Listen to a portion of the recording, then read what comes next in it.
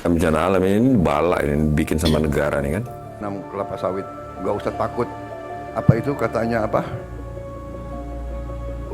Membahayakan apa itu deforestation, ya kan? Kami agak khawatir Indonesia jadi juara deforestasi, juara dunia deforestasi nih. Pada saat itu negara mereka belum maju seperti sekarang. Maka mereka mengambil sumber daya alam mereka itu. Hutannya dibabat, tambangnya diambil. Sekarang negara kita, negara-negara berkembang yang punya sumber daya alam, yang baru memulai, kok ada yang merasa terganggu. Ketika Eropa atau Amerika menghancurkan hutannya, di saat yang sama dia melakukan revolusi industri. Betul. Ya. Oke. Ya. Betul. Jadi dia langsung mengkonversi extractive based ekonomi menjadi industrial based ekonomi. Perkebunan sawit yang diputihkan misalnya, itu ada di Undang-Undang Cipta Kerja juga. Sehingga penegakan hukumnya nggak ada sebenarnya, karena dianggapnya hanya kesalahan administratif. Administrasi. Akhirnya kita menyadari bahwa inilah harga yang harus dibayar dari eksploitasi hutan. Ya, dia sebenarnya sedang membuatkan narasi bahwa ya udah kita maafkan aja. Kalau udah tobat nasuha kan, ya masa yang di atas aja udah maafkan, kita sesama manusia tidak memaafkan gitu kan.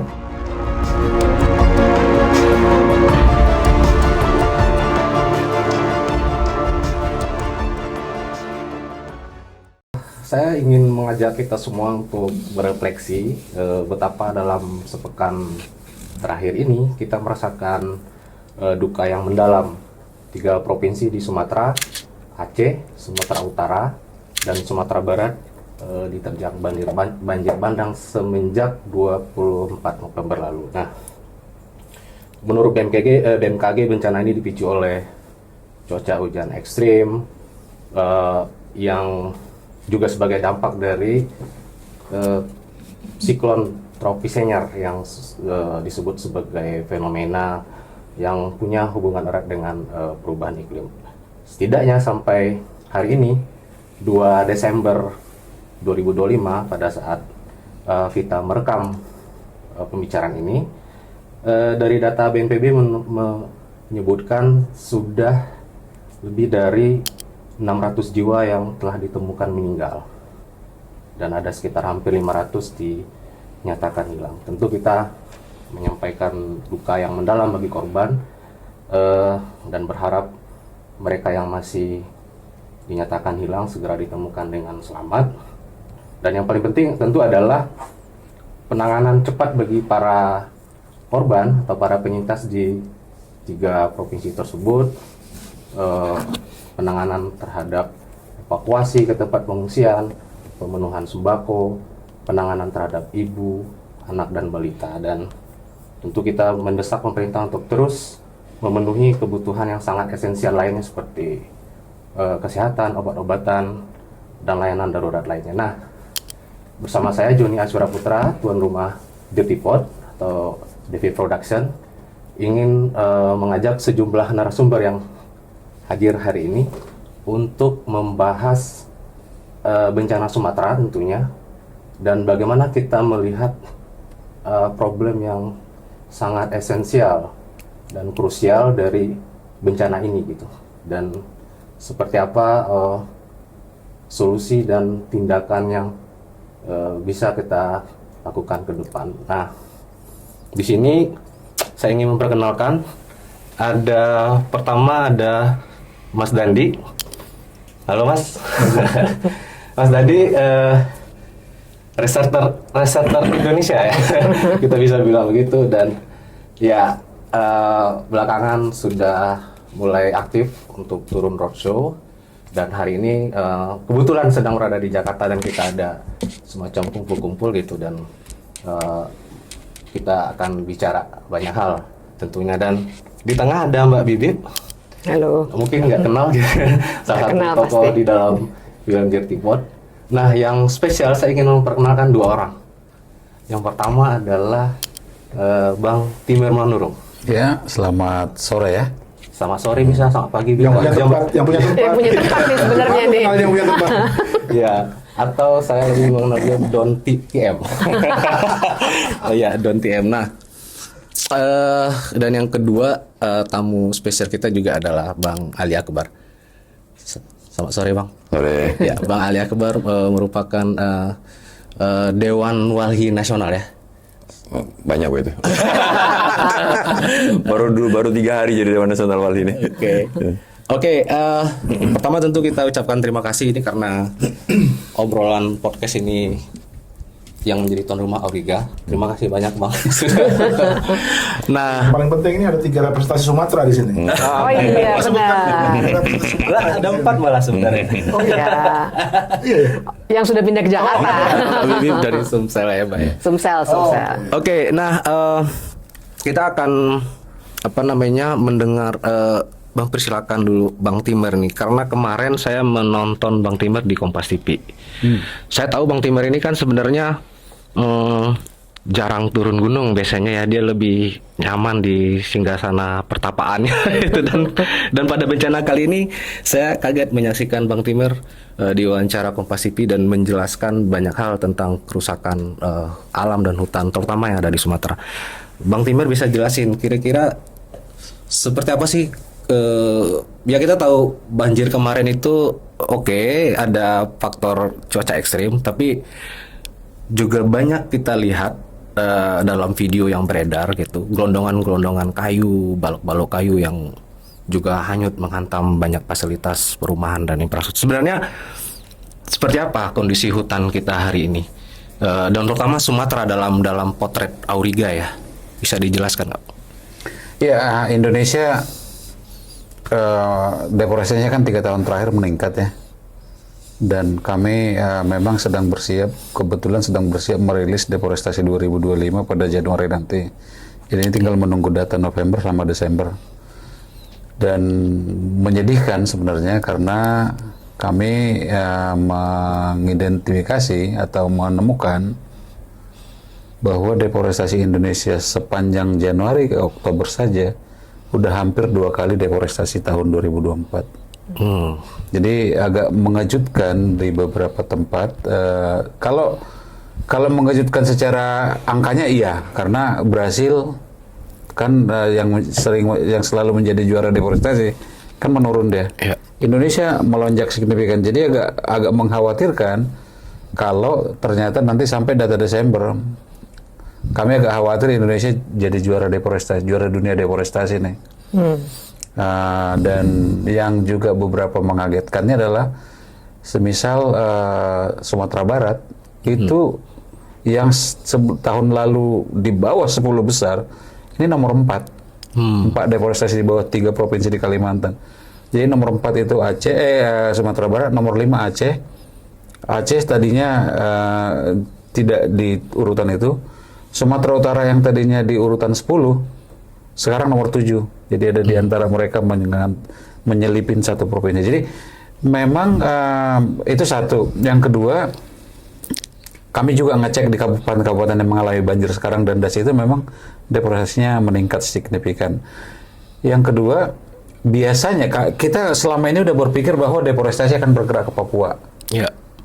Tapi menuju ke Papua, deforestasi banyak berkutat misalnya 2-3 tahun terakhir di Kalimantan sebagai juara pulau ya, per pulau. Tahun ini kita nggak tahu 2 bulan ke depan sampai Oktober Sumatera sekarang ini malah jadi pulau terbesar deforestasi. Jadi melonjak lagi nih Sumatera, dan pemicunya antara sawit dan proyek-proyek pemerintah. Jadi memang ya itu gambar menyedihkannya. Iya, artinya bencana yang terjadi hari ini banjir bandang gitu, bahkan ini sudah masuk 1 pekan ya kalau tidak salah. Ini adalah ekses dari hilangnya hutan alam kita, dan kalau boleh dikasih gambaran, ini sebenarnya siapa sih yang menguasai wilayah hutan kita, terutama di Sumatera selama ini? Dalam konteks Sumatera, driver terbesarnya kan sawit ya. Ya. Dan sawit di Sumatera dengan antara masyarakat dengan korporasi itu agak berbanding memang. Jadi banyak tuh karya-karya rakyat yang berubah menjadi sawit. Tapi itu kan pemain kecil ya, dan mereka kecil-kecil. Yang di Aceh banyak kan korporasi. Yang di Sumatera banyak kan bukan korporasi, jadi jadi polanya gitu sama. Tapi khusus mengenai Sumatera, ini kan pusatnya salah satunya kan di Batang Toru nih. Iya, ya. Kita tahu di sana Agincourt yang terhubung kepada Astra, ada NS bendungan, PLTU. yang PLTA. bagian dari PSN, proyek strategis nasional. Ada di sana kami barusan beberapa bulan lalu juga menginvestigasi dan terhubung kepada pulp and papernya Tanoto gitu, TPL. Jadi ini pemain-pemain besar. Memang ada pemain-pemain kecil dalam artian masyarakat, tapi kalau kita runut lagi siapa, kan supply chain-nya kepada pabrik-pabrik. Jadi lagi-lagi ini adalah ekonomi Indonesia yang masih bertumpu kepada perusahaan alam, dan untung terbesarnya tetap pemain-pemain besar. Ya masyarakat ini hanya jadi bemper nih cenderungnya gitu. Kalau Bang Ali ngelihat dalam, ya saya cukup sering memantau ya di grup-grup WhatsApp, akses jalan yang terputus dan bahkan daerah-daerah banyak yang terisolir. Akhirnya kita menyadari bahwa inilah harga yang harus dibayar dari eksploitasi hutan kita gitu, terutama di Sumatera. Kalau Bang Ali dalam kerja-kerja advokasi di lapangan, ini kagetkah atau dengan peristiwa bencana ini, atau dari sejak lama nih sudah memprediksi ini akan tinggal tunggu waktu aja gitu bencana ini? Ya, saya pikir ini bukan bencana ya, ini bala. Oke. Ini malapetaka itu, karena ini dibikin kan ini. Ya Bukan bencana alam ya. bukan bencana alam, ini bala, ini dibikin sama negara nih kan. Jadi kan begini loh, Indonesia itu kan kita bagi dalam 3 lanskap besar. Ini kita sebut sebagai pantai barat Sumatera, Bukit Barisan, dan mengarah ke pantai timur. Nah, pantai barat Sumatera dengan Bukit Barisan itu dekat. Dan ini kan pemukimannya padat kan. Di pantai barat ini kan pemukimannya padat besar gitu. Dan dengan pendekatan pembagian wilayah, setelah dia masuk daerah landai, yang jaraknya itu nggak jauh tuh, 60-70 kilo kayak gitu, dia langsung naik tuh. Nah, terus negara kan menetapkan nih. Jadi wilayah yang memiliki kelerengan lebih dari 45 derajat, itu dia ditetapkan tuh sebagai hutan negara.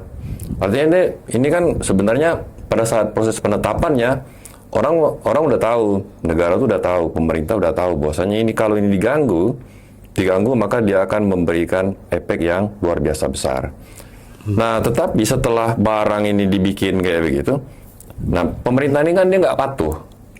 Saya kasih contoh misalnya kayak gitu ya, satu wilayah dia setelah bukit-bukit pertama gitu, ini biasanya dia ditetapkan sebagai hutan produksi kalau kelerengannya itu di bawah 45 derajat.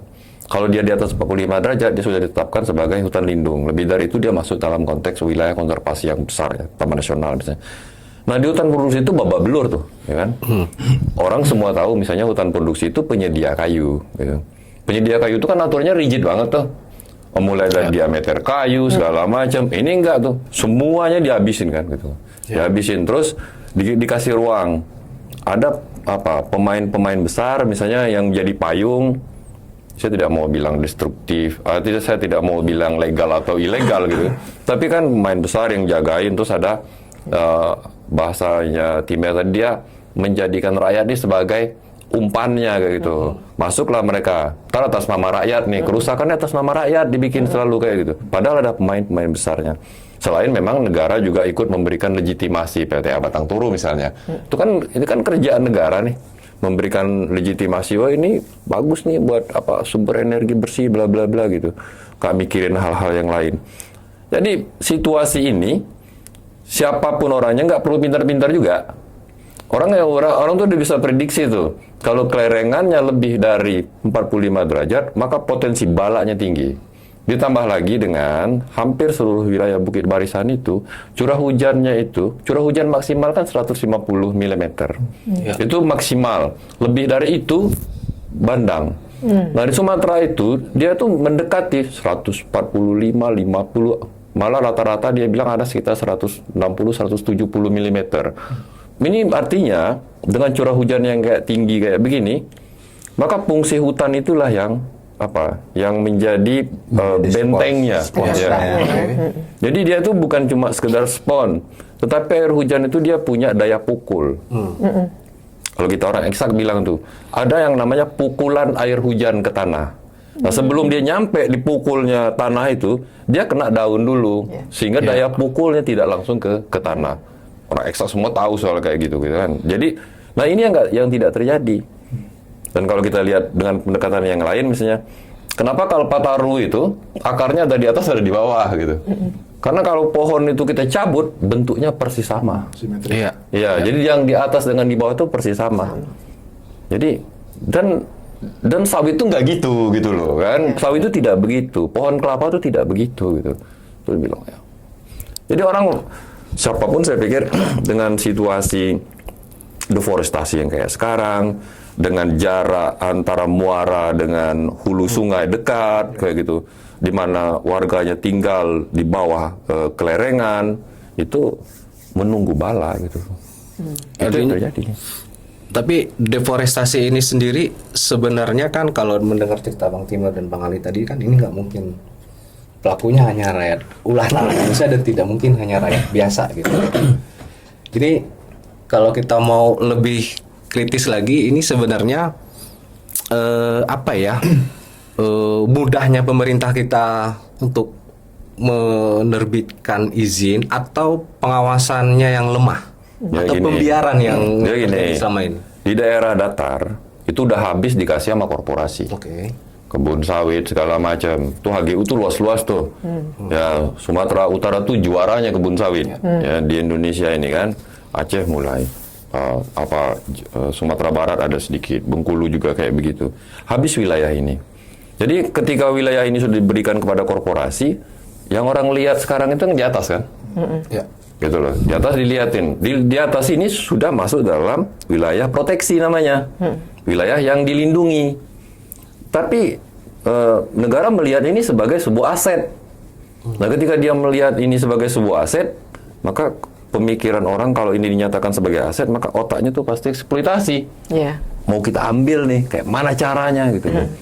Ada memang, ada yang disebut dengan carrying capacity, yang disebut dengan ecosystem services.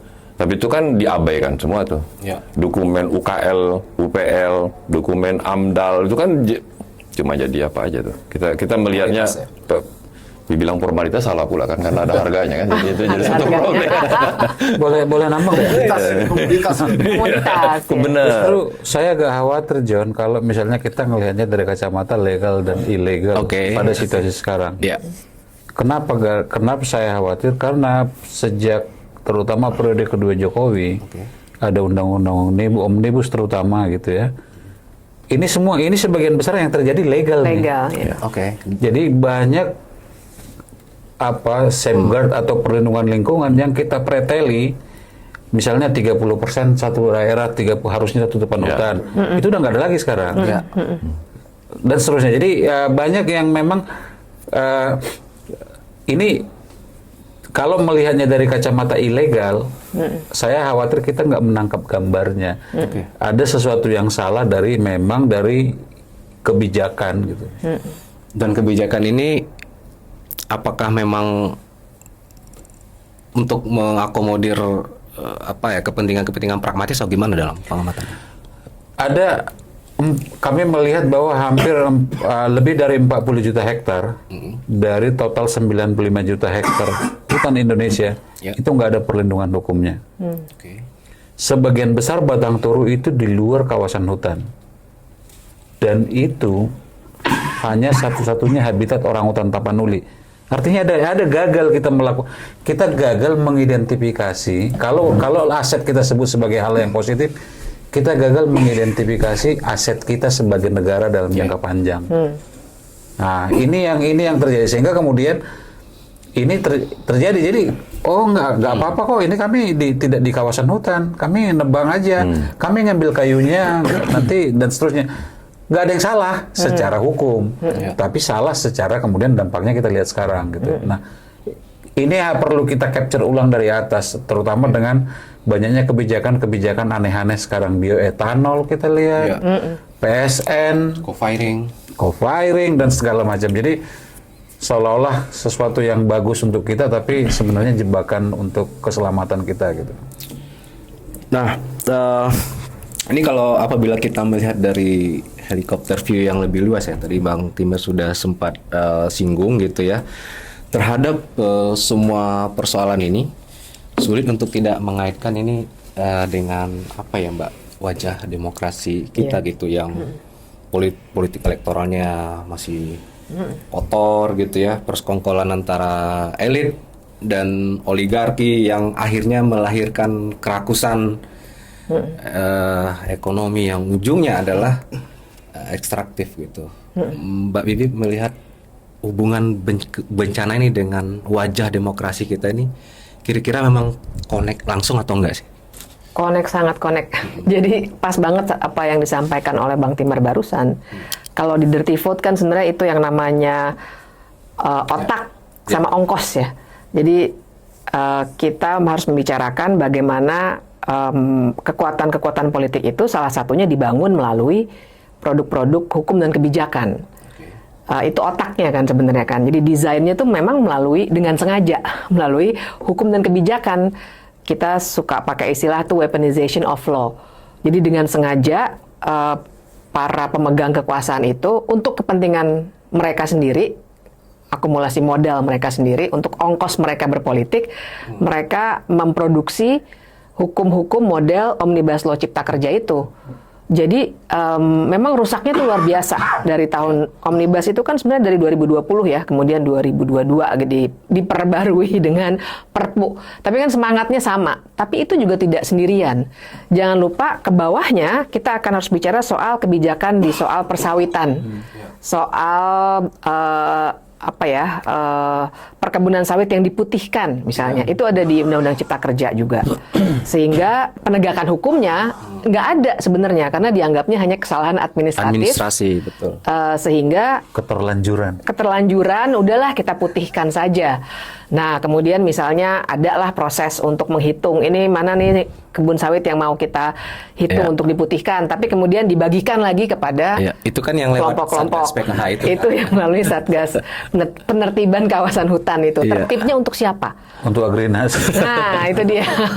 Jadi tapi kan itu bentuknya policy. Jadi saya setuju dengan Bang Timar, saya kira semua juga sudah lumayan sering membicarakannya, bahwa kalau kita bicara hukum yang legal dan tidak legal, banyak hal itu dilakukan memang secara legal, tapi legalnya itu sebenarnya tidak bermoral. Tidak bermoralnya dalam arti untuk kepentingan ongkos politiknya orang-orang itu. Karena kalau kita bicara yang bikin undang-undang Cipta Kerja itu siapa? DPR dan pemerintah. Waktu itu masih Jokowi ya. Dan kita harus membicarakan DPR itu siapa? Partai politik. Nah, sekarang perhatikan juga turunannya. Tadi saya sebut satu, misalnya penertiban kawasan hutan. Tapi ada lagi misalnya pemberian izin-izin. Yang tadi AMDAL-nya ternyata jadi komoditas misalnya. Kemudian soal tutupan itu ya, daerah aliran sungainya udah dilenyapkan juga. RT RW-nya juga nggak jelas. Sehingga, dan itu semua di level kebijakan. Izin-izin ditarik ke pusat dengan OSS. Juga karena Undang-Undang Cipta Kerja. Jadi akhirnya sangat sistematis. Dan lagi-lagi kalau dilacak kan pertanyaannya Joni kan tadi, ini ada kaitannya dengan partai politik nggak sih? Ya persis, karena akhirnya yang bikin segala kebijakan itu adalah partai politik. Dan sebenarnya inilah cara mereka untuk dapat ongkos mereka untuk berpolitik itu. Dan yang sering saya bicarakan itu ya buat orang-orang yang terkena bencana seperti di Sumatera sekarang, sampai 600 korban jiwa segala macam, kalau sementara mereka yang bikin kebijakan itu kalau ada apa-apa tinggal terbang aja naik private jet mereka sendiri misalnya gitu. Itu kan brengseknya sebenarnya di situ. Tapi dengan cara itulah dunia politik kita sekarang dikelola dengan menciptakan hukum dan kebijakan yang hanya untuk kepentingan kelompok elit itu. Ya artinya karena potret mahalnya ongkos politik kita, maka ujung-ujungnya pasti kompensasinya adalah hanya satu-satunya mungkin kali ya. Karena itu yang paling gampang. Ya kan, maksudnya kalau pakai teknologi canggih ya harus research and development lagi, inovasi apa. Kalau untuk ngambil tanah-tanah sama barang-barang tambang kan ya ibaratnya kita punya modal yang nggak terlalu sebesar inovasi-inovasi, keruk aja, ambil, udah bisa jadi uang. Gitu. Sebenarnya kan itu yang terjadi, itu cara mudah dan cepat untuk mendapatkan ongkos politik, apalagi mereka punya perkakasnya, yaitu undang-undang dan kebijakan di bawahnya. Mas Dandi, kalau melihat dari kacamata riset Indonesia nih, yang belakangan kita tahu sudah mulai ini ya, sudah mulai roadshow gitu.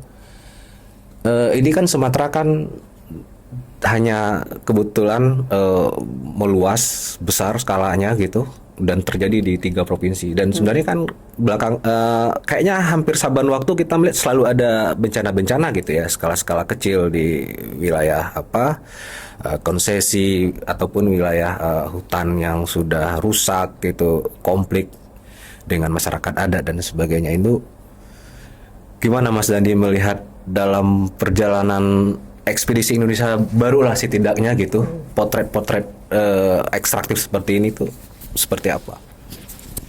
Ya hampir udah kayak jadi rumus ya. Jadi tahun lalu itu Sintang banjir 2 bulan. Iya, ingat. Itu harusnya apa ya?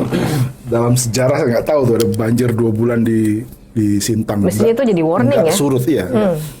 Halmahera itu tempat-tempat yang nggak pernah banjir, itu banjir sejak ada nikel. Ya.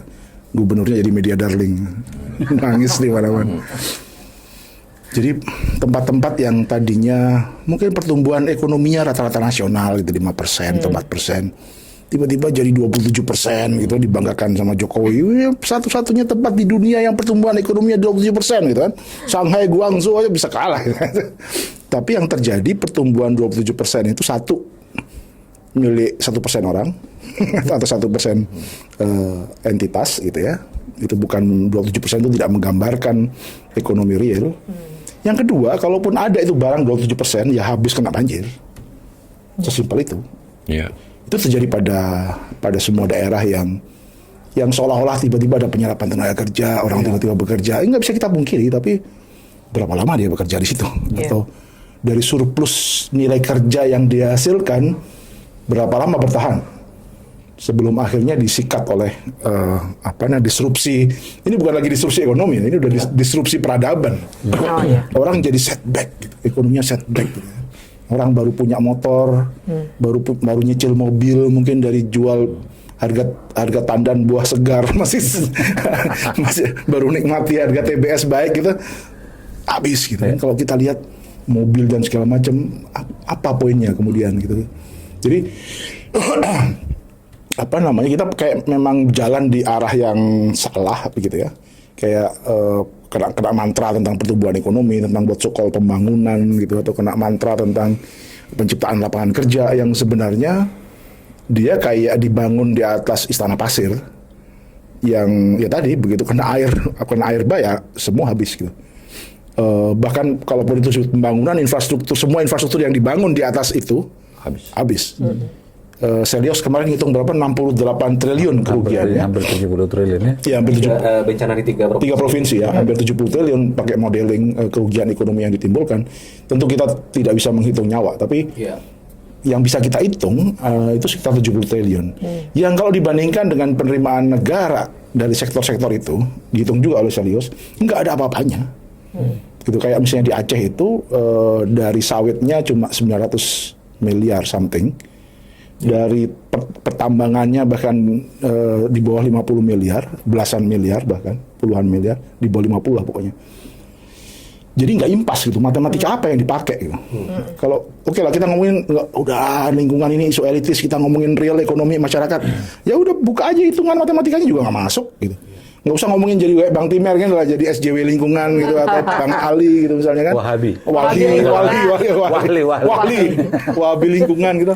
Nggak usah lah jadi, kan sering gitu tuh, udah ngomong masyarakat real butuh makan, kita tanam sawit gitu. Ya tadi, berapa lama ekonomi yang model begini mau dipertahankan gitu. Jadi sudahlah ya let's say pekerjaan yang diciptakan juga mungkin mepet-mepet UMP atau UMR begitu ya. Air kemudian harus beli. Jadi sebenarnya ekonomi yang lebih mahal yang sedang terjadi gitu ya, dari sistem ini. Kita belum ngomongin tadi ya tentang faktualnya bahwa surplus terbesar ya diambil Sukarto Tanoto, diambil Astra, diambil Sinarmas, betul, itu surplus terbesarnya gitu. Sementara externalities-nya atau transfer resikonya either diambil public budget, kita membayar pajak lagi untuk memperbaiki jembatan, jalan dan segala macam, bandara, listrik segala macam, atau ditanggung renteng oleh semua orang jadi korban ini. Itulah ongkos yang dikeluarkan masyarakat pembayar pajak dan komunitas kita untuk membuat orang-orang ini kaya dan Zulhas bisa gotong beras tanpa rasa bersalah gitu. Ya, dia yang menetapkan undang-undang Omnibus Law, partainya. Kemudian di periode dia jadi Menteri Kehutanan menghabisi 2 juta hektar di RSBY, terus dia datang bawa sekarung beras sebagai gimmick, kemudian dia ikut orang bersih-bersih rumahnya dan dimakan oleh orang Indonesia. Itu menurut ya tentu banyak yang menghujat, tapi masih ada orang yang minta selfie gitu. Menurut saya dia nggak dilempar sendal udah bagus harusnya gitu. Jadi menurut saya itu memang kebanalan politik Indonesia yang dipertontonkan tadi yang oleh Mbak Bibip. Ya ini oligarki yang sama yang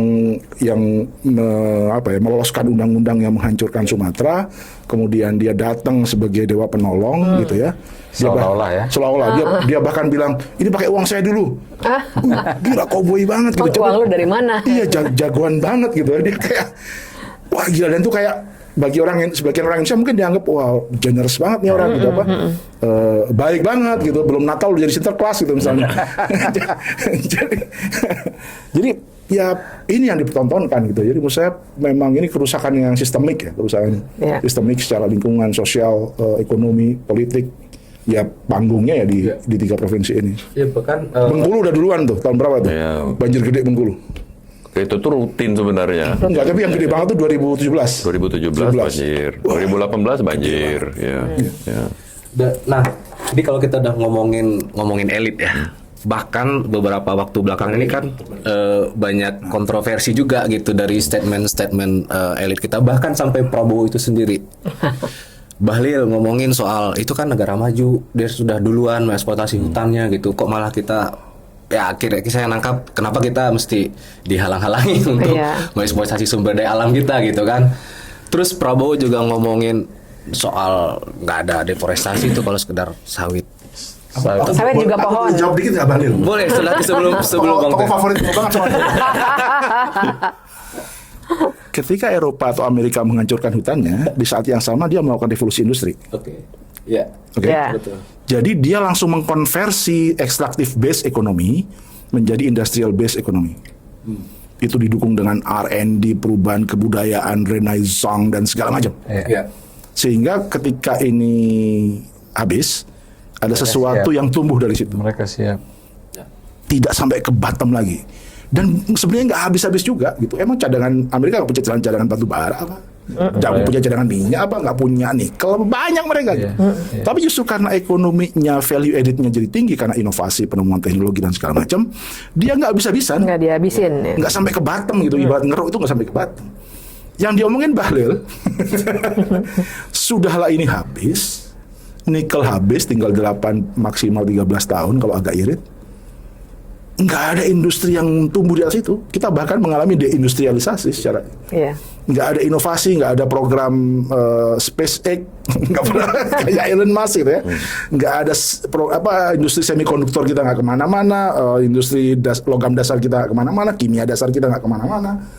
Jadi hampir nggak ada sesuatu yang tumbuh sebagai replikasi atau sebagai substitusi dari alam yang oleh Bahlil tadi dicontohkan referensinya kepada Eropa ketika revolusi industri. Jadi gila, dan itu menteri gitu. Iya. UI. Aduh. Dokter UI. Butuh pencerahan nih Bang Timur atau Bang Ali. Itu kan presiden langsung nih yang ngomong soal bahwa tidak perlu khawatir ya. Sawit. Kan soal deforestasi tidak perlu khawatir ya. Ya sawit juga bisa nyerap emisi. Ini coba kasih pencerahan buat apa namanya buat ini bahkan kasih penyadaran yang sebut berdaun dulu gitu ya. Kan sawit kan berdaun juga. Menyerap karbon dioksida. Well, kalau kita di kehutanan kan tahu lah bahwa karbon itu adanya di kambium adalah dikotil berarti monokotil, sawit monokotil, nggak nyerapnya nggak ada, hampir nggak ada gitu. Ada tapi hampir nggak ada gitu. Jadi beda fungsinya satu. Yang kedua secara mungkin Pak Prabowo dulu ketika di lapangan nggak ngerasakan kali lama-lama di kebun sawit gitu bahwa beda dengan lama-lama berada dalam hutan gitu ya. Iya. Karena dari sisi keragaman tadi yang dibilang Ali soal efek dari Pukul. dari jatuhnya air dari atas gitu ya, apa namanya. Nah, itu beda banget gitu. Dan yang kedua juga ini soal hubungannya ke bencana ya. Iya. Kalau kita lama berada di sekitar kebun sawit, kita akan bisa melihat bahwa sungai yang ada sekitar kebun sawit itu cenderung mengering kan, berkurang debitnya itu cenderung gitu. Nah, kenapa? Karena penguapannya tinggi kan. Nah, ini berbeda dengan kalau kita jadi apa namanya penguapannya tinggi, maka kemudian juga efek sponsnya daerah sawit nggak ada tuh, air itu langsung cenderung langsung ke air run off disebutnya gitu ya. Nah, di hutan nggak begitu gitu. Nah, hal-hal mendasar seperti ini menurut saya itu tadi ya, Dendi udah ingatkan bahwa saatnya kita kebijakan kita jangan anti sains lah. Dengarkanlah apa yang sudah lama diketahui oleh para peneliti, akademisi. Justru mestinya dukunglah riset gitu ya, dukunglah universitas, dukunglah segala macam. Jadi bukan habis-habisan ngeruk yang ada gitu. Saya pikir di situ sih Pak Prabowo mungkin perlu lebih banyak baca lah Pak gitu. Berdiskusi dengan orang yang Tapi itu ini apa? Disiplin ilmu kan nggak bisa berdiri sendiri kan? Benar, Iya. benar. Betul dia bilang bahwasanya kalau daun hijau itu dia punya klorofil. Oke. Ya, betul. Sampai titik itu Dia- betul. dia- betul gitu. Tetapi ilmu itu nggak cuma mati di situ, gitu loh kan? Jadi kalau kita ngomongin satu ekosistem, maka dia tuh disebut sebagai ekosistem. Kita belajar ekologi nih kan? Jika terjadi interaksi di dalamnya. Nah, interaksi itu bukan cuma pohonnya gitu. Interaksi antara pohon dengan hutannya, pohon dengan airnya, itu disebut dengan ekosistem. Kalau dia tidak ada interaksi gitu, maka dia sebenarnya tidak bisa. Ada nggak orang bilang ekosistem sawit? Kan nggak ada. Yang ada tuh kebun sawit. Kebun sawit. Nggak pernah orang bilang, oh ini ekosistem sawit. Nggak pernah ada. Kecuali ular kobra dihitung. Karena hidup Ular piton. Iya ada. Jadi karena dia begini kan. Jadi misalnya kenapa saya bilang tidak terjadi ekosistem? Sawit ini kan tanaman introdusir. Dia kan dari Afrika tuh, dibawa ke Indonesia, dibudidaya lewat rekayasa genetika, terus dia butuh nutrisi tinggi. Berbeda dia dengan tanaman yang memang ada di situ gitu. Nah, dia butuh pupuk tuh. Jadi kalau misalnya kita ada di bawah sawit, kenapa kita panas? Karena amonianya gede sekali. Gitu. Yang kedua, akar sawit itu gitu. Tanaman sawit yang benar kata orang itu, dan dia jaraknya 10 kali 10. Itu tuh kalau sudah di atas 10 tahun ketemu akarnya tuh. Dari satu pohon ke pohon yang lain tuh ketemu. Di rata. Jadi dia tuh tidak ke dalam. Tapi dia kayak bikin merambat itu. Akar semua isinya.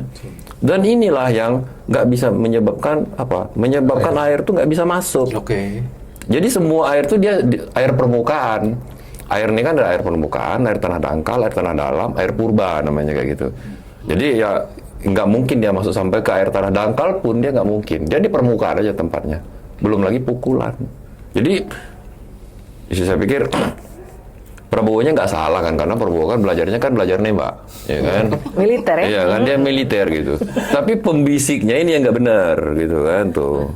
Jadi ada informasi yang memang tidak disampaikan ke dia. Coba Bapak bilang aja nih soal sawit. Terlepas mungkin Pak Prabowo juga punya kebun sawit. punya. Ada, keluarganya ya. Kalau daftarnya ya. Jadi lingkarannya juga punya Dan kebun 13 sawit. perusahaan yang dia punya ada. Lingkarannya juga punya tambang. Iya. Ya kan, lingkarannya juga punya kapal penyeberangan. Jadi betul.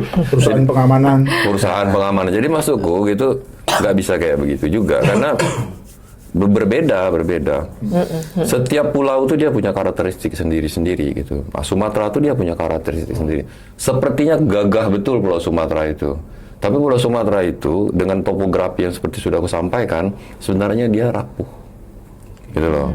Jadi kalau dia terganggu, maka gampang sekali. Kayak mana nggak gampang wong kelerengannya kayak begini. Nah, ini yang bacaannya tidak. Dan bukan kurang pengawasan, nggak diawasin. KPHP ada, ya kan, KPHL ada, Kan dibikin sama negara itu kan, dibayar sama negara itu. Dinas Kehutanan, Dinas Lingkungan Hidup ada semua di situ. Tapi hutannya babak belur. Gitu. Ini artinya bukan kurang pengawasan, nggak diawasin. Gitu. Kalau duitnya kepikir ada juga. Boleh nambah mengenai soal nambahnya sawit. Pak Prabowo juga mungkin perlu melihat lebih jauh ke desain ekonomi seperti apa yang mau dibangun di Indonesia. Karena saya petani sawit atau besar dari sawit. Kita itu malah khawatir kalau sawit kita kebanyakan. Karena pasti yang jadi adalah jenuh harganya atau jatuh. Ya. Itu tumbangnya peradabannya akan di situ nih. Kalau dan kita lihat sekarang pasar internasional dia sudah makin selektif dia. Benar. Jadi yang ada adalah makanya sekarang langkah pemerintah bikin biofuel B30, B40 itu bisa blunder tuh karena nanti sawit kita ini makin nggak laku di luar. Iya. Dan artinya adalah justru petani-petani sawit ini akan korban nanti ketika ekonomi pasar nggak mampu menampung. Ya. Nah sampai kapan kita subsidi? Karena sekarang biofuel kita, karena kita subsidi kan. Sampai kapan kita bayar pajak kita untuk mensubsidi itu gitu? Ya. Ketika nanti tiba masanya nggak mampu lagi karena harganya melonjak, dari mana negara mensubsidi bio ini gitu? Dan ketika negara nggak mampu, maka harga sawit artinya adalah jangka panjang secara ekonomi pun itu berbahaya untuk Indonesia untuk memperluas kebun sawit sebenarnya. Itu sama kayak karet kan? Sama. Indonesia tuh jawaranya karet tuh di bawah tahun 90. Orang Vietnam belajar. Orang Vietnam belajar kayak mana caranya. Malaysia tuh belajar karena Indonesia itu adalah produsen sawit terbesar. Iya, produsen karet terbesar. Dipelajari sama mereka. Nah, habis itu karet hancur harga. Petani babak belur semua. Gitu kan. Negara kemana? Nggak ada, nggak diurus. Ya kan? Ya. Sawit juga akan kayak begitu. Orang belajar gitu. Orang belajar, terus orang ini produksi mereka itu nilainya naik terus gitu. Karet Vietnam tuh harganya naik terus kan karena karet itu dia ditetapkan di Singapura kan harganya tuh. Nah, Indonesia karetnya tuh turun terus. Terus petaninya menyerah. Nggak sanggup lagi kita berkebun karet. Mati ribuan hektar punya petani, ditebangin. Nggak ada, negara nggak turun. Mereka yang mengintrodusir itu kan. Ya. Nah, pada akhirnya nih di momen bencana nih muncullah beberapa politisi yang mulai bicara soal kerusakan lingkungan gitu ya. Ada statement dari Ketua MPR, kalau nggak salah dari Partai Gerindra juga ya. Juga mengakui ini kerusakan lingkungan. Nah, yang menarik nih, saya ingin Mbak Bibip yang mengomentari ini. Caimin pun juga bicara soal ini kerusakan lingkungan dan meminta Raja Juli dan Bahlil untuk tobat nasuha. Ini apa ini? Mereka ini dalam benak mereka ini apa nih yang apa ya Mbak Bibip ya? Memang benar-benar menyadari gitu kerusakan ini atau ini hanya sekedar Kampanye dia bilang ekologis. Ini sebenarnya dia lagi memasak ini. Dia lagi cooking nih sebenarnya menurut saya. Dia sebenarnya sedang membuatkan narasi bahwa ya udah kita maafkan aja. Kalau udah tobat nasuha kan ya masa yang di atas aja udah maafkan, kita sesama manusia tidak memaafkan gitu kan. Artinya sebenarnya nggak ada akuntabilitas gitu. Nah, jadi buat saya ini juga narasi yang sudah mulai dijual dari sekarang ini, bahkan ketika masih banyak orang yang belum ketemu, masih digali dan lain sebagainya. Tapi mereka sudah memulai narasi tentang tidak adanya pertanggungjawaban institusional. Nah, jadi itu tadi nanti mungkin yang akan disalahkan, wah ini pasti rakyat yang menebang pohon, ini segala macam lah. Dan jangan lupa kalau tadi bicara soal perkebunan sawit juga kan sebenarnya buruhnya itu bukan pekerja yang juga dihargai dengan baik ya, tapi prekariat tuh sebenarnya mereka. Mereka nggak ada jaminan hari tua, jaminan kesehatan dengan harus bergaul dengan pupuk sehari-hari, tapi sebenarnya nggak ada ditanggung oleh perusahaan-perusahaan besar itu. Nah, jadi bayangkan bahwa kesalahannya sebenarnya begitu banyak yang harusnya secara ketatanegaraan semua harus bisa dipertanggungjawabkan. Secara institusional maupun bahkan saya udah kepikir nih, mestinya kita bikin semacam citizen lawsuit atau semacamnya ya, supaya mereka punya atau mendapatkan efek jerak, bukan cuma ganti rugi untuk korban, tapi efek jerak supaya ini tidak terjadi lagi. Nah, tapi dia udah mulai tuh bikin narasi, udah maafkan aja. Nih kalau orang udah bertobat, masa kita nggak maafkan gitu. Sesederhana itu menurut saya. Mereka lagi cooking nih, lagi memasak supaya semuanya selamat pada akhirnya. Supaya tidak disalahin ya. Supaya nggak disalahin. Karena kan memang kita juga dibuat dengan mudahnya percaya pada hal-hal seperti itu. Kita ini kan dibuat, kita kan punya pembodohan struktural ya, menurut saya. Makanya kita juga begitu mudah milih lagi, dia lagi yang bermasalah dan seterusnya. Saya yakin akan sebentar lagi begitu mungkin surut dan kemudian tadi ya uang pajak kita dipakai untuk perbaikan jembatan, jalan segala macam. Setelah itu lupa tuh Lupa orang. lagi gitu Iya, ya. nanti 2029 nyalon Iya. lagi, kepilih lagi Lupa bahwa jangan-jangan. bencana ini sebenarnya adalah akarnya adalah problem struktural gitu kan ya. Betul. Dan aku pengen melihat Mas Dandi melihat public discourse-nya tampaknya sudah kebangun nih dengan bencana ini, dan banyak publik terutama di media sosial ya itu sudah mainstream ngomongin soal kerusakan lingkungan, deforestasi. Ini menandakan kita civil society ini memang apa ya, ada harapan nggak sesuatu gerakan untuk memperbaiki keadaan ini, atau ya seperti Mbak Bibi bilang tadi, ini mungkin selesai dibangun infrastrukturnya, dipulihkan lagi, ya udah kita akan hilang lagi dari public discourse tentang bencana ini gitu. Sebelum menjawab itu aku mau komentar soal Muhaimin dulu ya. ini tokoh favorit saya setelah Bahlil. Tadi katanya Bahlil, sekarang Caimin. Saya senang satu forum dengan mereka karena nama-nama itu nggak saya yang Ya, maksud saya Pakai gini, proxy. ini sesuatu yang gila gitu ya. Imin dan partainya PKB itu ikut mengesahkan Omnibus Law. Jadi alih-alih bahkan dilimpahkan ketiga personal politikus, apa tadi siapa jadi Raja Juli, Dari Juli, Bahlil sama ya satu lagi itu Menteri Sama- Lingkungan Hidup apa? Hanif, iya, iya. Jadi dari sisi sekuen waktunya udah nggak masuk tuh, ya. ya kan? Kan ini nggak mungkin banjir ini akibat dari kebijakan setahun, kan nggak mungkin. Iya. Maksudnya, Iya, udah lama. Prabowo nggak belain 3 orang ini ya. Tapi sialnya memang kabinet Prabowo ini kan blunder nih. Harusnya kan Prabowo bilang gini, ini hasil dari Pak Jokowi 10 tahun. Dia ngomong sawit daun, apa segala macam. Guru harusnya pakai kurikulum untuk apa gitu. Jadi Prabowo kayak pasang badan gitu. Padahal kalau dia mau ngeles, dia bisa. Ini 10 tahun era Jokowi dengan ugal-ugalan pertumbuhan ekonomi, ya ini hasilnya, deforestasi. Nah, Atau ekonomi nggak tumbuh juga. persis itu ya maksudnya. Apa bahkan ini ya akumulasi dari era Zulhas dan SBY yang saya pakai lagi semua koalisi menterinya gitu misalnya. Oh iya. Iya kan, Iya, kan itu kan. SBY ada di koalisinya itu, Zulhas juga ada. Jadi kan tapi kan tadi karena para politikus ini saling sandra dan saling pegang kartu, argumentasi itu nggak mungkin keluar. Gitu. Tapi kita kan sebagai publik tuh punya record yang baik harusnya. Bahwa orang-orang yang sekarang seolah saling lempar ini sebenarnya adalah bagian dari yang membuat Sumatera hari ini seperti itu. Orang yang sama ini yang sedang membuat Sulawesi Halmahera seperti itu. Orang-orang yang sama ini yang sedang menghabisi Papua dengan cara yang sama. Gitu. Jadi ini memang media sosial itu kan memang ini ya cepat datang cepat pergi gitu ya, in out gitu ya. Makanya yang salah satu yang kita kerjain di Dirty Food adalah berusaha menjaga ingatan kolektif supaya tetap terintegrasi gitu ya, melihat gambar besarnya itu bisa lebih dapat gitu. Karena kalau kita ngikutin trending terus kita nggak pernah bisa dapat helikopter view-nya gitu. Jadi kayak seolah-olah sesuatu itu nggak saling terkoneksi satu dengan yang lain. Nah ini yang saya maksud dengan tadi nyambung pertanyaanmu John soal discourse, public discourse. Ya dari sisi itu udah lumayan nih, kita udah nggak ngomong sentimen agama, etnis, PKI-PKI-an. Agak jarang kita. Iya, PKI-PKI-an. Iya kan? narasi itu ya. Jadi Kangen juga jadinya. iya. Kangen ya?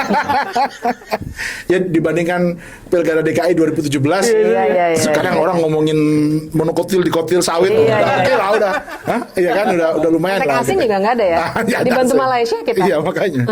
Jadi apa namanya, kalau dari sisi kualitas diskursnya berkat keblunderan negara dan para elitnya ini, secara nggak langsung jadi kayak ada pendidikan politik yang organik gitu ya, yang kemudian orang mengambil antitesa dari kekacauan ini, kemudian ada refleksi bareng-bareng gitu. Tapi memang kelemahan kita biasanya adalah agak anget-anget tai ayam. Ya kan, kalau nggak di maintain ya, kalau tapi memang begini, itu kelemahan dunia digital ya.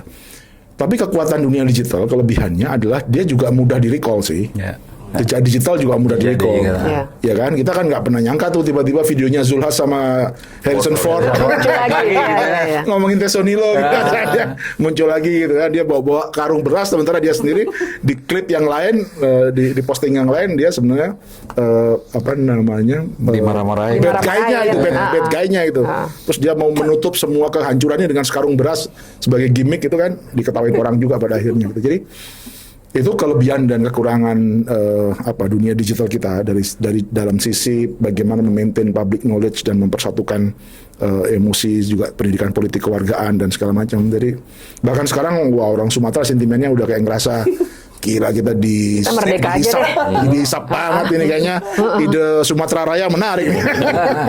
Karena itu tadi kan, udah berapa hari belum ada banyak yang terisolir, belum di Ada yang 8 hari nggak bisa kita Gila itu. kontak, ada 5 hari. bantuan gitu. Apa posternya kanopi hijau teman-teman di Bengkulu yang saya posting ulang kan tadi, begitu aset disebut nasional atau kekayaan alamnya disebut nasional, nggak ada otonomi daerah. Kekayaannya gas Aceh ya gas milik Indonesia gitu. Tapi begitu bencana nggak ada nasionalnya gitu. Ada status nasional. Jadi yang dinasionalisasi asetnya, bencananya nggak pernah dinasionalisasi. Bencananya biarin urusan lokal gitu. Itu jadi pada Papua kan. Yang terjadi di Papua itu jauh lebih brutal sebenarnya. Jadi orangnya dikirimin tentara, kekayaan alamnya diambil. Gitu.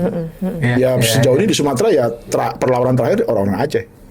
Iya. Yang kemudian berhasil menegosiasikan bagi hasilnya. The rest of Sumatera, sejak nenek moyangnya Joni di Sumatera Barat sudah menyerah, Dewan Banteng dan segala macam, sudah selesai gitu kan. Jadi PRRI. nah iya PRI, Permesta dan segala macam. Ini yang menarik Bang Timer. Aceh sendiri kan sebenarnya dibandingkan rata-rata daerah di Indonesia, tutupan hutannya relatif lebih bagus kan. Yes. Iya. Ya kan, dibandingkan semua provinsi di Indonesia. Iya. Kenapa tutupan hutan Aceh lebih bagus? Salah satu faktornya adalah konflik. Karena itu konflik bersenjata. Karena konflik bersenjata membuat Iya. tidak mudah orang datang mengeksploitasi. Gitu. Iya. Nggak bisa orang datang ke Aceh modal beko kayak Haji Isam di Papua gitu, nggak bisa. Iya. Nama lagi gue sebut Bang Timas seneng.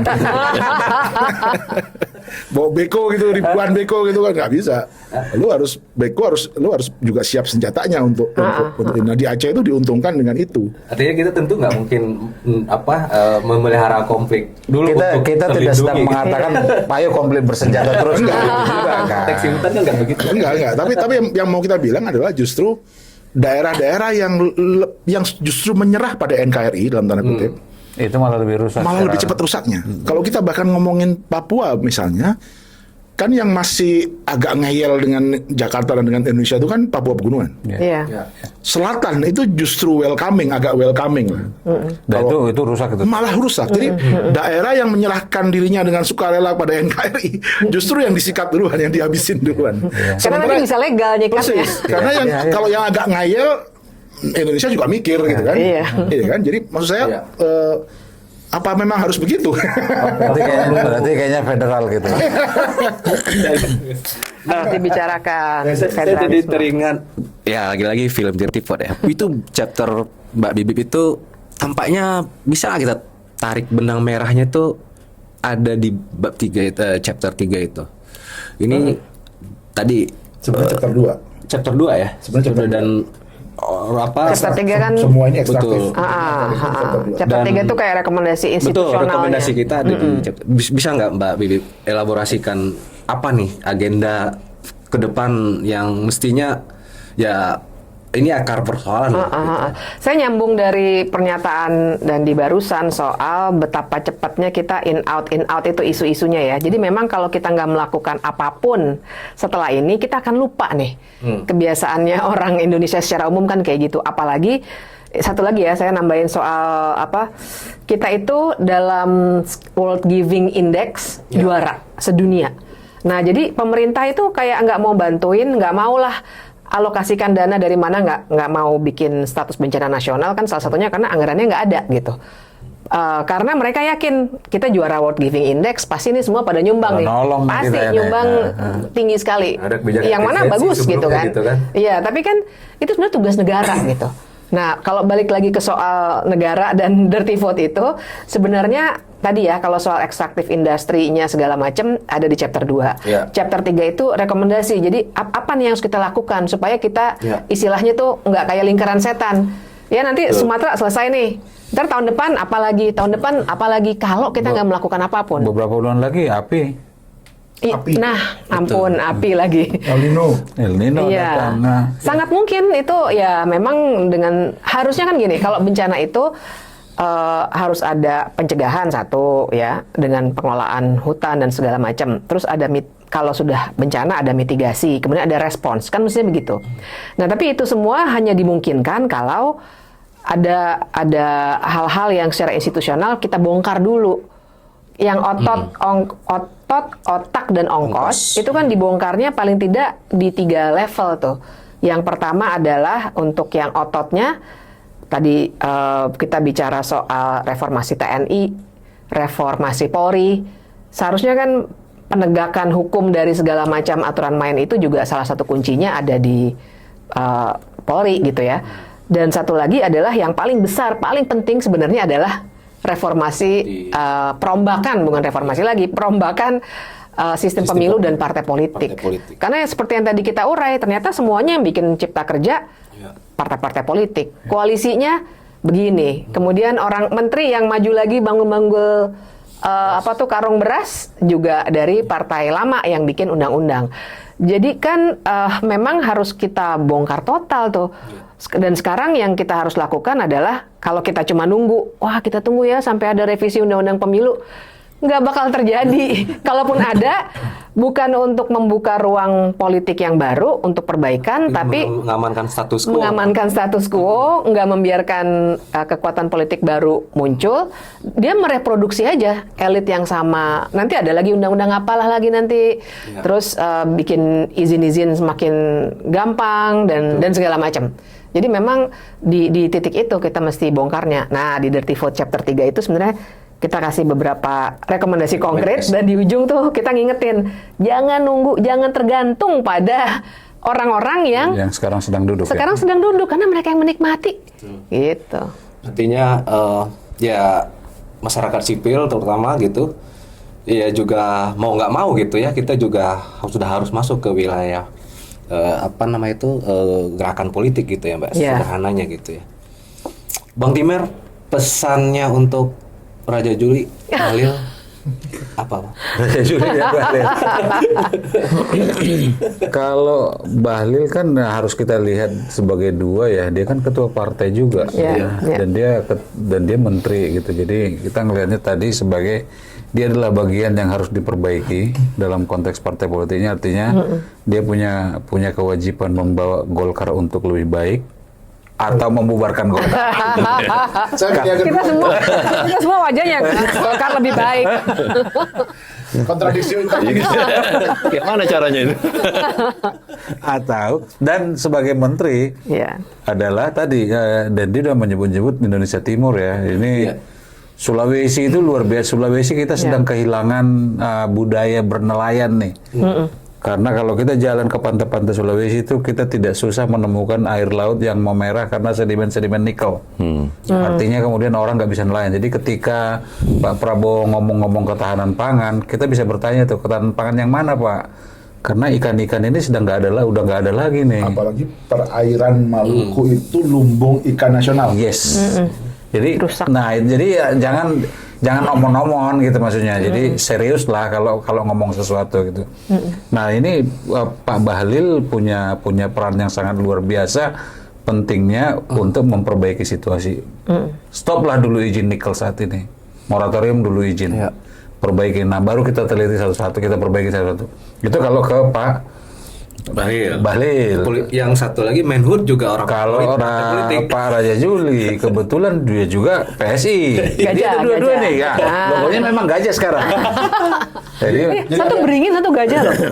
Jadi harusnya cinta alam itu. Secara simbol ya. Jadi ada yang panda, ada yang gajah. Nah jadi kalau sebagai partai tapi cuman kan sekarang beliau pembinanya kayaknya Pak Jokowi ya. Mr. J katanya kita. Bagian dari masalah yang merusak alam kita paling besar kayaknya dalam kurun beberapa dekade terakhir. Nah, ya partainya juga benarlah mencirikan kebaruan gitu. Kalau sekarang kan kelihatannya apa sih yang baru, yang kebaruan apa sih di PSI gitu. Itu pertanyaan. Sebagai menteri, saya jujur saya melihat Pak Raja Juli lumayan. Oke. Lumayan curhat. Dipotong disebar nih habis Dari seorang Lumayan bila dibandingkan dengan Siti Nurbaya. Oh, oke. dari partai politik. Tolong kalau dipotong bagian itu jangan tinggal ya. Partai politik juga selalu menurut salah kementerian ini selalu dijabat oleh partai politik ya, tampaknya. Ya paling tidak menurut saya Raja Juli masih terbuka untuk kita ajak ngomong. Oke. Siti Nurbaya itu pokoknya langsung bangun dia. Itu karena masih tahun pertama. Oh iya, itu baru tahun Itu pertama. biasa. Nanti tahun kedua Bang Timar udah siapa itu Timar? Tapi banyak catatan nih di Kementerian Kehutanan, terutama saat ini sesudah Kementerian Kehutanan dengan Kementerian Lingkungan Hidup diganti. Ini gamang nih, penegakan hukum dan implementasi lapangan gamang total, gamang betul ini di lapangan. Nah, Pak Raja Juli sebagai menteri perlu melakukan terobosan cepat di sana gitu. Saya pikir sih itu. Nah, yang paling utama menurut saya bukan di Raja Juli, bukan di Bahlil, tapi di Presiden sebagai panglima dari semuanya. Kepemimpinan Prabowo sebagai presiden sangat dibutuhkan saat ini. Menurut saya pribadi, saya belum melihat Prabowo menampilkan diri sebagai presiden. Dia belum sadar kelihatannya kalau dia jadi presiden. Dia masih kayak kampanye tuh saya lihat di medsos. Iya. Jadi ini saatnya nih tunjukkan kepemimpinannya gitu dan bawa kita ke perbaikan atau sekalian udahlah. Tapi ambisi Pak Prabowo kan pertumbuhan ekonomi 8%. Ini nanti kalau misalnya eksploitasi sumber daya siapa itu nanti? Ya itu. Mungkin nggak dia mikirnya ekstraktif ini untuk mendukung ininya gitu, mendukung ambisinya gitu di pertumbuhan ekonomi kita gitu. Kayak mana caranya? Itu kan jadi satu pertanyaan kan. Kan Jokowi juga 8% kan. Jadi Bikin angka mah ya kan? gampang. Makanya kayak mana caranya itu harus dilihat gitu. Apa yang tumbuh? Tadi Mas Andi bilang, apa added value misalnya dari sesuatu. Indonesia ini kan kayak apa lah. Jadi misalnya ada emang cita-cita katanya Indonesia emas sepertinya kayak gitu kan. Tapi kalau kita lihat sebenarnya dalam setiap periode kepemimpinan kita ini kan kayak organisasi 01. Kosong berjalan menuju 10 tahun atau 5 tahun terus kosong lagi. Kosong. Ya kan? Menuju 1 lagi, belum nyampe 1 kosong lagi. Kan selalu kayak gitu periodenya. Saya sampai bilang rakyat Indonesia ini punya cita-cita nggak ya, gitu kan? Sampai terpikir seperti itu ya. Selain tumbuh besar, terus kalau ingin menikah, kalau ingin punya anak, terus mati. Atau memang cita-cita kita cuma itu gitu loh. Nah, apa cita-citanya? Indonesia emas tuh membingungkan gitu kan? Apa indikatornya? Kan? Menyusun indikator dalam kertas juga nggak terlalu sulit. Namanya tulis-tulis kan kayak gitu kan. Income, pendapatan per kapita kita sekian gitu. Habis itu bonyok di 3 provinsi, hitung kerugian, ada nggak yang menghitung berapa lama proses recovery? Nggak ada yang itu.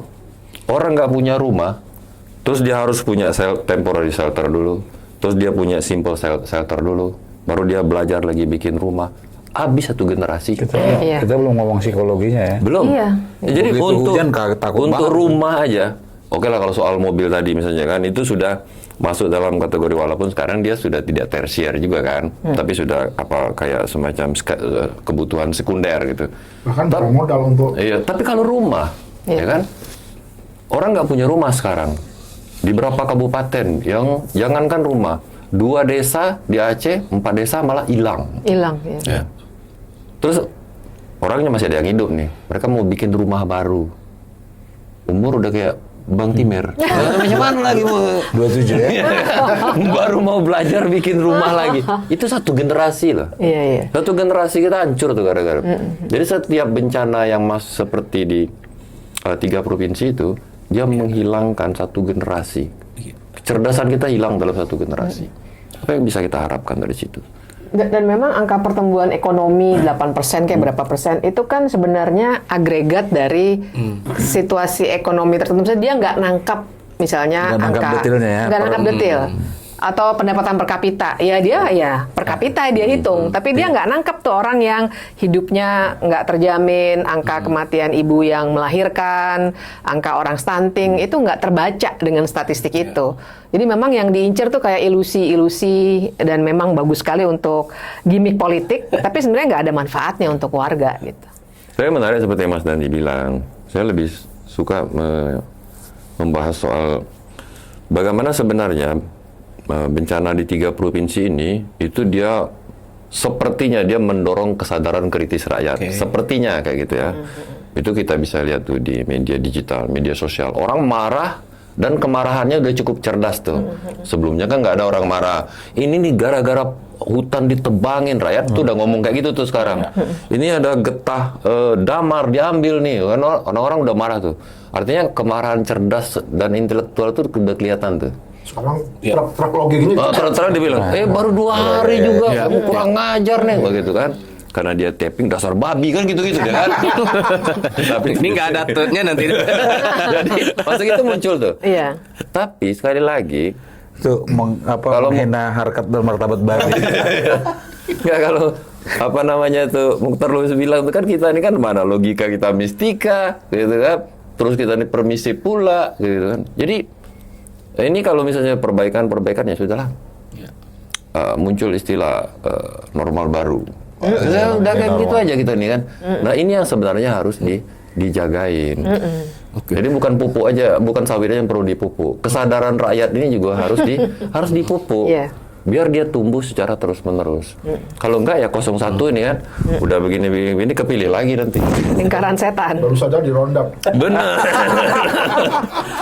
Oke, terakhir tadi karena udah disinggung, sekarang sudah muncul kemarahan rakyat, apa namanya kesadaran. Nih, gimana call to action? Mungkin singkat aja Mas Dandi, call to action berikutnya, Mbak Bibi, Bang Timer. Perlu kita jaga nggak bara eskalasi kemarahan ini, tapi menjadi sebuah apa ya dorongan perubahan yang nyata di saat kita pesimis ini perubahan kebijakan ini bisa diafirmasi oleh pemerintah hanya lewat bencana yang terjadi saat ini gitu. Tadi saya cenderung berpikir bahwa agak berat nih ngomongin call to action ya. Karena kemarahannya itu berapa ronde sebenarnya. Sanggup nggak kita membayangkan bahwa semua orang-orang atau partai politik dan politisi yang berkontribusi meloloskan berbagai macam kebijakan yang membuat Sumatera seperti ini itu tahun 2029 nggak dipilih misalnya. Stop milih mereka, bahwa konsekuensinya bahkan artinya semua partai nggak dipilih dong. Iya nggak apa-apa, udah nggak usah milih gitu maksudnya. Karena memang semua partai adalah bagian dari ini gitu kan. Gubernur siapa tuh Masinton Bupati Masinton Tapanuli Tengah ya. Dia marah-marah gitu kan. Dia fraksinya yang lolosin omnibus law. Bukannya dia yang merusak KPK? Iya makanya gitu. Dan dia yang merusak KPK. Iya, dia yang menghancurkan KPK sehingga KPK nggak punya lagi muscle untuk Pencegahan pencegahan korupsi sumber daya alam gitu. Iya. Jadi terus dia sekarang yang marah-marah gitu kan. Terus kalau kita gagal menyambungkan siapa Masinton sebelum ini dan bagaimana kelakuan partainya segala macam, ya kita kayak wah kasihan Masinton gitu kan. Kasihan Zulhas ngangkat sendiri gitu. Jadi wah hebat Caimin gitu kan, negur sesama koleganya gitu. Jadi kayak ya itu yang bikin tadi yang disebut apa namanya, kita kesadaran politik kita tuh udah dirondap sebenarnya. Udah nggak bisa bersemi sedikit rondap, semi sedikit rondap. Apa rondapnya? Ya serangan fajar, ya politik kentong babi gitu ya, atau represinya polisi dan tentara gitu kan. Kayak misalnya sekarang ini apa yang terjadi di Sumatera itu yang merefleksikan otak dan ongkos gitu. Emang siapa yang jaga sawit itu? Emang siapa yang jaga tambang-tambang gitu? Emang siapa yang jadi backing logging gitu? Ya itu. Emang siapa yang jadi Seragam ya. iya, otot-otot itu yang ada gitu. Kemudian sekarang kalau misalnya jenderal-jenderalnya main, sekarang prajuritnya suruh bersihin jalan. Ini harusnya ya yang marah itu nggak hanya masyarakat gitu ya. Emang siapa Agrinas gitu ya? Iya makanya itu dia. Jadi ini kan proyek orkestrasi besar ini ya, jenderal, politikus, taipan, politikus, macam-macam ini. Ya ormas gitu ya, yang jadi mata rantai terbawah untuk yang siap dibenturkan secara horizontal gitu ya, untuk sekepeng dua kepeng apa namanya honor gitu misalnya. Jadi sistemik banget ini soal culture, soal sistem politik, soal pengetahuan yang nggak dipupuk dengan baik gitu ya. Jadi menurut saya kalaupun call to action ya pelihara kemarahan ini kalau bisa sampai 4 tahun gitu. Ingat banget ini orang-orang yang sekarang berkuasa dan membuat kebijakan ini ya. Ketika nanti pada suatu subuh di bulan April 2029 datang orang bawa amplop, lu ingat ada darah saudara-saudara, harta saudara-saudara kita yang hari ini habis kena banjir dan saatnya ya ngasih hukuman ke politikus, jenderal dan para taipan. Ambil uangnya, jangan pilih dia gitu. Enggak juga, saya nggak menjalankan ambil uang. Itu jangan uang ambil darah. aja. Itu uang darah, saya pastikan itu uang darah. Iya, iya, iya. Tampaknya baterainya udah agak ngedrop. Kita akhiri. Ini Ya. tentunya Ini udah cukup sama semua pasti.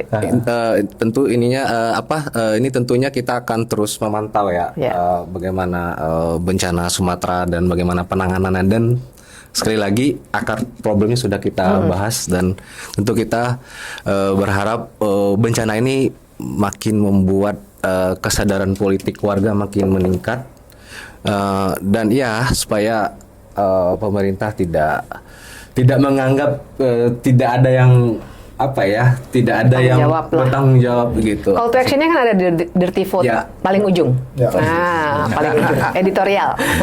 Oke, teman-teman semua, demikian pembicaraan kami dan sampai jumpa untuk topik dan episode selanjutnya. Salam.